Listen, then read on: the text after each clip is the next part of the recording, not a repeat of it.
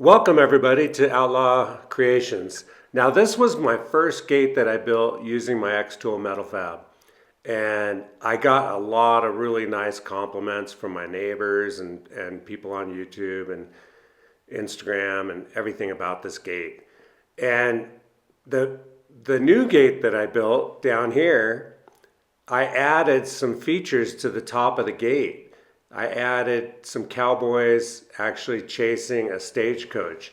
Now originally I was going to put Indians chasing the stagecoach, and apparently that wasn't acceptable. So my daughter said, "Oh, you can't have Indians chasing a stagecoach. That's not good." So what I decided to do, I wanted to upgrade the first gate that I built. But I wanted to have Indians. I mean, Indians are part of the history of America. So my idea was, okay, well, my daughter said that it wasn't good for Indians to be chasing cowboys. That was discriminatory or something like that. But what about Indians chasing buffalo? She couldn't have anything bad to say about that. So right here on the XTOOL Metal Fab, I'm cutting out the Indians, and then I'm cutting out the buffalo on top. I'm basically using one sheet of 2 foot by 2 foot, 1/8 inch steel to cut out these figures. And then I'm also going to cut out some flat brackets. So the way I decided to upgrade my first gate, the upgrade is basically I'm just adding some features to the top of the gate, which I thought that would add a lot of character to this first gate that I built. Now I really like the gate that I built, the first one. This is just going to add a little more character to it. And I thought Indians chasing buffalo, no one could have anything bad to say about that. I mean, that's really history of the American Indian in America. So right here, the buffalo. Now cutting out this is 1/8 inch, and I'm using like I said, I'm using the XTOOL Metal Fab. It did get hot. When I first made my pass on the buffaloes, I had to actually make 2 passes. I had to let this thing cool down and then do it again because there was a lot of detail in the buffalo. Now right here, after I finished that, I basically cut out 2 flat brackets with all the holes, and then basically what I need to do is I need to weld these animals on these plates. And then I'll be able to screw them down right to the top of the gate.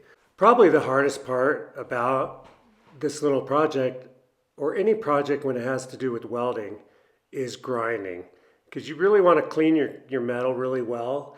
And for some reason, the metal that I'm buying, it's got some kind of coating on it. It's got some kind of protective coating, probably to keep it from rusting. But it's pretty tough stuff whenever they're putting on top of this metal. So it takes a little bit of work just to grind this stuff off.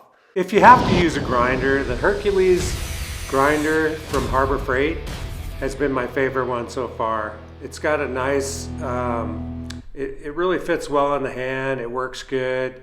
I like the trigger. I like how it's got a square back on it. When you're done using it, you set it down, and it just become my go-to grinder. I have a lot of Makita grinders, but the switches don't work very good anymore, and I've had them a long time. They were good for a long time, but yeah, the Hercules grinder has really been my go-to lately.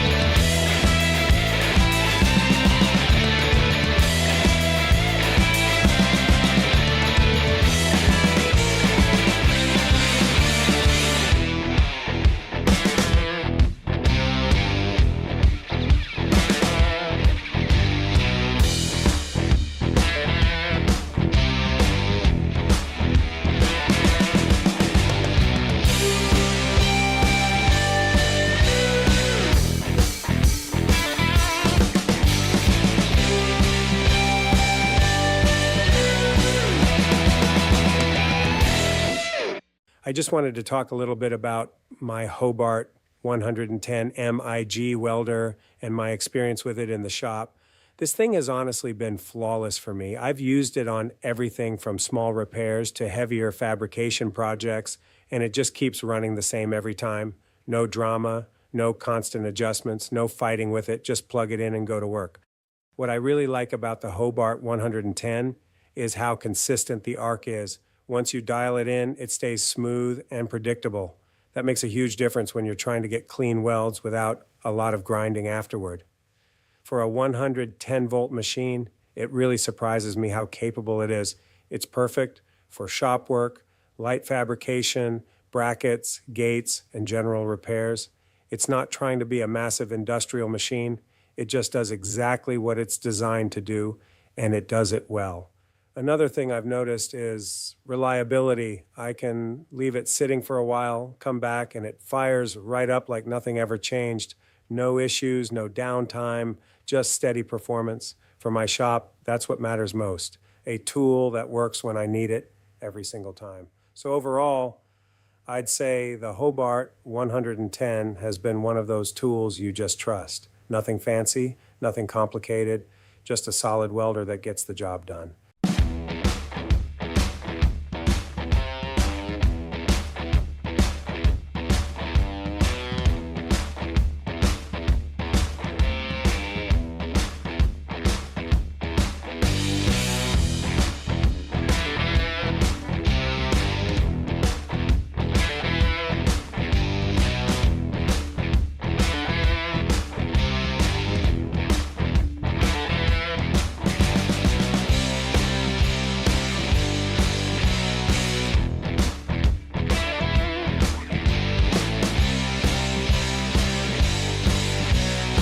And there you go. So normally I would have these powder coated, but today we're just I wipe them down with denatured alcohol, clean the oil off them, and just paint them a smoky gray color just to see what they're gonna look like on the gate. And then I can decide later on if I wanna change it and powder coat it a different color.